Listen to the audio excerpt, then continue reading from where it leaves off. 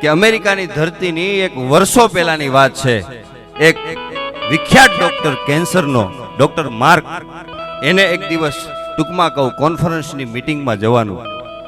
કોન્ફરન્સની મિટિંગમાં જવાનું, પોતાનું હેલિકોપ્ટર બગડેલું છે એવા સેક્રેટરીએ સમાચાર દીધા કે સાહેબ તમારું હેલિકોપ્ટર બગડેલું છે, બહુ ઝડપથી પહોંચવાનું હતું. એટલે કીધું કે બાય કાર કેટલો રસ્તો થાય? કે બાય કાર 5 કલાક થાય. આપણે 3 કલાકની અંદર પહોંચવાનું છે, કઈ રીતે પહોંચશું? બાય કાર 5 કલાક થાય. પછી જીપીએસ મોબાઈલની ટેકનોલોજીની દુનિયા બહુ છે, અંદર નાખી. એટલે સાહેબને એક વિનંતી કરી કે સાહેબ આપણે 3 કલાકમાં પહોંચી જાય, પણ જંગલની અંદરથી એક રસ્તો નીકળે છે. કોઈ દિવસ જંગલના બાય કાર ક્યારેક જયેલો બાય ચાન્સ, એમાંય જંગલની અંદર જવાની આવી વાત. એટલે કીધું કાંઈ વાંધો નહીં, મિટિંગ બહુ મોટી છે, જીપીએસથી આપણે વયા જઈશું. ત્યારે ગાડી લીધી, વરસાદ જેવું વાતાવરણ હતું, જંગલના રસ્તે એ ડોક્ટર માર્ક નીકળો. જંગલના રસ્તે નીકળો ત્યારે વરસાદ જેવું વાતાવરણ હતું. આ ટેકનોલોજી છે, ક્યારેક બગડે ક્યારેક સરસ ચાલે. એમાં રૂટ બતાવવાનું બંધ કરી દીધું મોબાઈલમાં. એટલે ડોક્ટર માર્કે પેલા ડ્રાઈવરને કીધું, સેક્રેટરીને કીધું કઈ બાજુ જવાનું?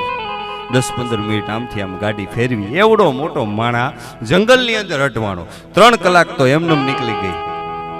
પછી કીધું કે જવાનું છે કઈ રીતે? એ કે સાહેબ આમાં જીપીએસ બંધ થઈ ગયું છે. એ કે તો હવે શું કરશું? 3 કલાક થઈ ગઈ, તમારી કોન્ફરન્સની મિટિંગનો ટાઈમ છે એ નીકળી ગયો.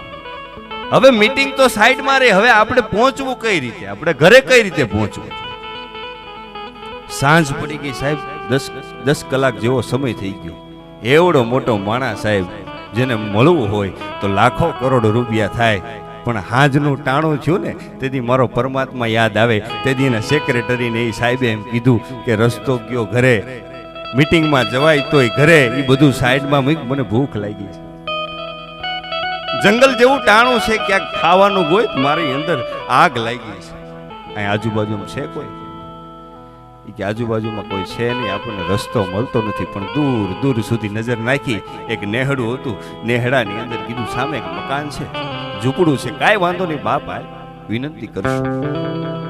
ત્યાં જઈને ઉભા રહ્યા, માંડી નાખી, વાત કરી કે આ રીતે કોન્ફરન્સમાં જવાનું હતું, આ રીતે અમે ફસાઈ ગયા છે, પણ હવે ઘરે પહોંચાય એમ નથી, પણ થોડુંક ખાવું છે, થોડુંક ખાવાનું આપો.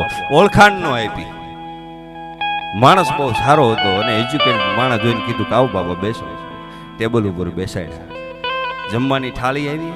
આ બાજુ એક ગરીબ માણસ હતો, ગરીબ માણસ નેહડું હતું, એની થાળી પડી.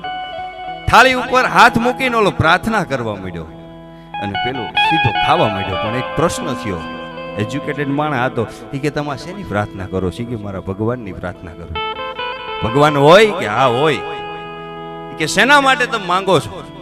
ત્યારે પેલાય માંડીને વાત કરી કે જો સામે ખૂણામાં મારો દીકરો પડ્યો છે ને, એ 10-10 વર્ષ છે, બીમાર છે, એને કેન્સર છે, અને અમે આજુબાજુમાં ક્યાંય નાના દવાખાનામાં જાય ને ત્યારે એ અમને ખાલી એટલું કહે છે કે આ દીકરાનું જો ઓપરેશન કરાવવું હોય ને તો અમેરિકાની અંદર જગ વિખ્યાત ડોક્ટર છે, ડોક્ટર માર્ક, એની પાસે તમે જાઓ ને તો એનું ઓપરેશન થાય. પણ બાપ, અમારી પાસે એની પાસે જવાના રૂપિયા નથી, એટલે રોજ સવારથી હાંજ સુધી મારા નાથને પ્રાર્થના કરું, બાપ એ મારા નાથ મારી વાત સાંભળ અને આનો ઈલાજ કરે.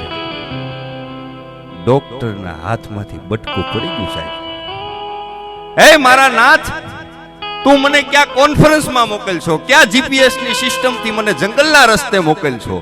અને આની પ્રાર્થના સાંભળી અને મને નેહડા સુધી ઊભો રાખ્યો. એ પોતે ડોક્ટર માર્ક હતો અને બટકું મૂકી દીધું જમવાનું એક બાજુ, અને એના દીકરાને પાસે ગયો, મને લઈ જાય એના દીકરા પાસે.